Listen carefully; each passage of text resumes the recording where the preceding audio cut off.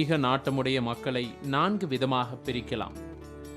சரியை நெறி நிற்பவர்கள், கிரியை நெறி நிற்பவர்கள், யோக நெறி நிற்பவர்கள், ஞான நெறி நிற்பவர்கள். நீதிமன்றமாகவும் ஞான பல்கலைக்கழகமாகவும் ஒரே சமயத்தில் விளங்கும் இடம் எதுவென்றால் அது நமது கோயில்களே. ஆன்மீக பெரியோர்கள் நம்முடைய கோயில்கள் மனித உடலை போன்று வடிவமைக்கப்பட்டிருக்கின்றது என்று கூறுகிறார்கள்.